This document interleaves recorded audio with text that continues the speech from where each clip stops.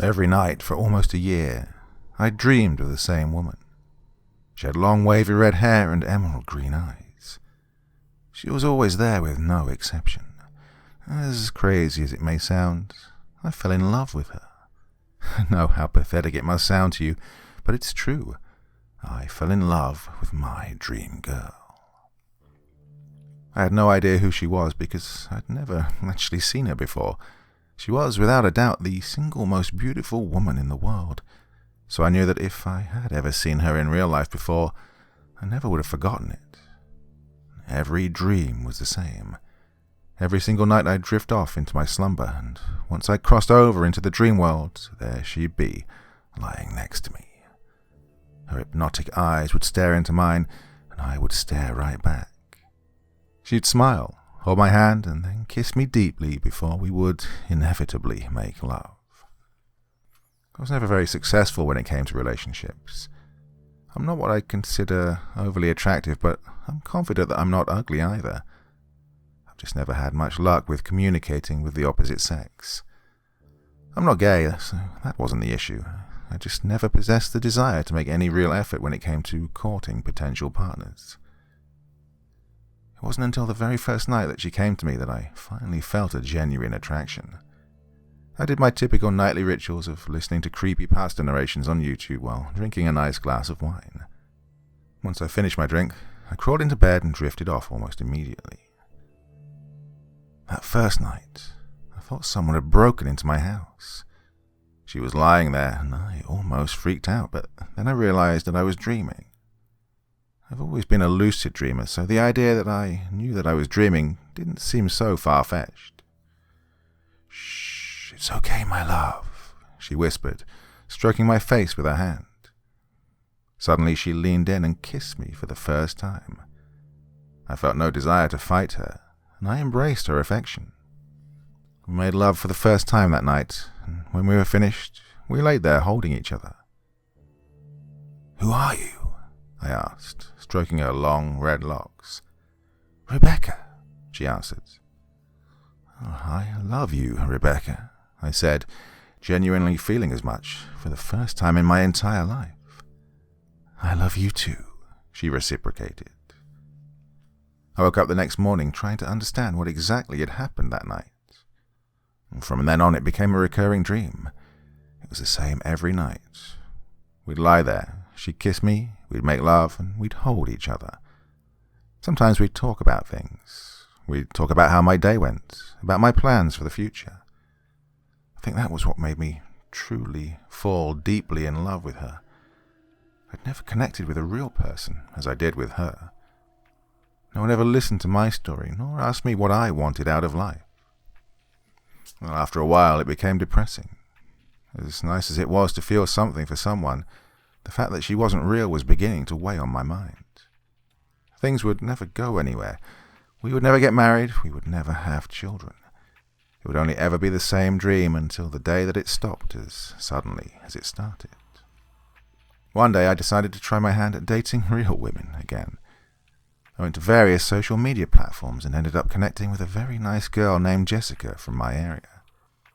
We chatted for a while and got to know each other quite well, or as well as you can get to know someone over the internet. And eventually we decided to meet face to face, and it went perfectly. She was gorgeous and gave off an energy that I could appreciate. Later that night, Jessica invited me to her place to hook up. Oh, it was an amazing night, and we laid there holding each other. After we drifted off to sleep, I had an odd dream about Rebecca. It wasn't the same, though. Instead of the usual lying next to me, we were standing in my kitchen. She looked slightly off from past dreams. It looked like her, but imperfect, as if someone tried to draw a picture of her from memory. In her hands, she held a wine glass and sipped from it, winking at me. I woke up suddenly and realized it was morning. From that day, Jessica and I began dating exclusively. It was my first human connection with a real person in a very long time, and I was absolutely over the moon about it. Every night I'd hoped that I wouldn't dream of Rebecca, and for the longest time I didn't. First, the dreams continued when I slept at home. They went on the same until the final dream. I stopped her from kissing me and said that I'd met someone. Her usual look of passionate love quickly turned into a heartbreaking expression of betrayal. Suddenly she slapped me across the face, and I watched her get up and walk out of the room. I thought to myself that it was odd how much of a slap from a dream could hurt. That was the last dream I had about Rebecca, but it would not be the last time that I saw her. After about 3 months into dating Jessica, we were walking together when a man accidentally bumped into me. We exchanged our apologies, and I turned around one last time to give off a "You good" wave. And while I was turned around, I saw her. Off in the distance stood a woman that looked identical to Rebecca. She stood there and stared at me. Well, I rubbed my eyes, thinking that maybe they were playing tricks on me. When I looked again, she was gone. I must be losing my mind, I thought to myself. "Everything all right, babe?" asked Jessica. "Yeah," I answered, shaking my head. "Just thought I saw someone I knew." Every so often this would happen. She would randomly appear and, just as quickly, vanished if I looked away. About a year later, Jessica and I got married, and I could have sworn I saw Rebecca when we left the church, wearing that same look of betrayal she'd given me ever since that night we'd broken up. It was the night that Jessica and I returned from our honeymoon that everything changed. We decided to move into my house, and after we finished unpacking Jessica's things, we decided to call it a night. I got us each a glass of wine, but before we fell asleep, I got sick. I ended up puking up everything I'd consumed that night. I crawled into bed and was out cold. Eventually, I woke up to the sounds of gasping and choking. It was coming from Jessica's side of the bed. When I turned over to look, my heart dropped. It was Rebecca. She was mounted on top of Jessica, and she had both of her hands around her throat. Well, I sprang up and tackled Rebecca, pinning her to the ground by the arms. "Jess, call the cops!" I yelled out. But Jessica wouldn't move. She looked like she'd been drugged and could barely understand what was happening to her. I turned my attention to Rebecca. "Who the hell are you?" I yelled. "What did you do to her?"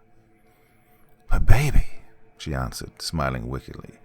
"It's me, Rebecca. I love you. You're mine.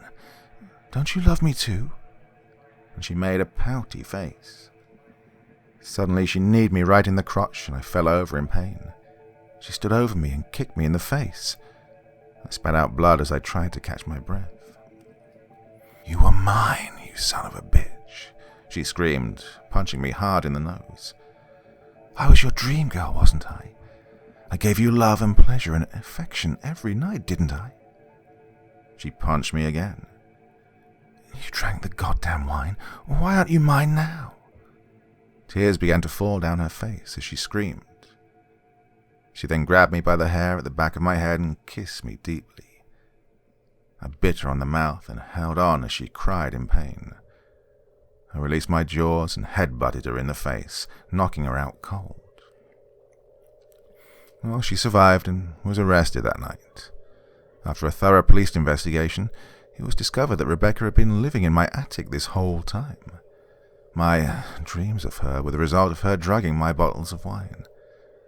I was completely under the influence and had mistaken what was happening for recurring dreams about a woman that I'd never met before, but had thought she was my ideal dream girl. To this day, I still think of her, and how I truly fell in love with this psychopath that had been drugging and raping me every night for almost a year. Needless to say, this has caused a strain on my marriage. I've seen therapists to deal with what had happened, as well as a marriage counselor to help save our relationship. Things, however, just got harder for us when I received a call from the prison that Rebecca is residing in, which I foolishly accepted. "Hey, babe," she said after I answered. I shuddered. "What do you want, Rebecca?" I asked, rubbing the bridge of my nose. "Oh, I'm fine, sweetie. Thanks for asking. I just wanted to let you know the wonderful news." My first thought was that she was being released, but I quickly dismissed that. She'd been charged with breaking and entering, sexual assault, aggravated assault, and not to mention attempted murder. She was not getting out any time soon. "What?" I asked, hesitantly. "Well, sweetie, I know that typically when we made love, it was a passionate experience where you'd show me just how much you love me." I shuddered again. "What's your point?" I asked, getting agitated. "Well, the last time I didn't exactly wake you up." My mouth went dry. I began to panic, trying to understand what she was talking about. Was there a point when she molested me, but I was unconscious the whole time? "What are you talking about?" I asked, trying to remain calm. "Our last meeting, silly," she said excitedly. "I knew that you'd thrown up all of your wine, which also meant that you threw up my love potion. But I also knew you were a deep sleeper without it, so I decided I would just let you sleep through our lovemaking that time. That bitch in your bed was fully dosed, so she didn't even know what was going on other than having a pretty fucked up dream." She giggled and I tried not to throw up. I knew where this was going, but I had to ask. "What exactly are you trying to say?" I asked, knowing full well what she was telling me. "Isn't it obvious?" She giggled again. Then she whispered, "You're going to be a dad."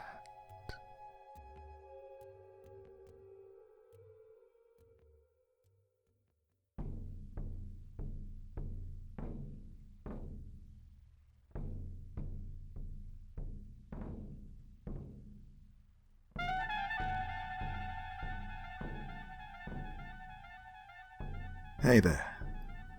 Thank you so much for taking the time to drop by and listen to this story today. It really means a lot to me.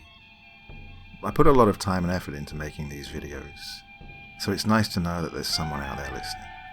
Do me a little favor, would you? Click that like button, leave a comment, and if you really feel like it, why not subscribe too? Okay, happy tales everyone. See you soon.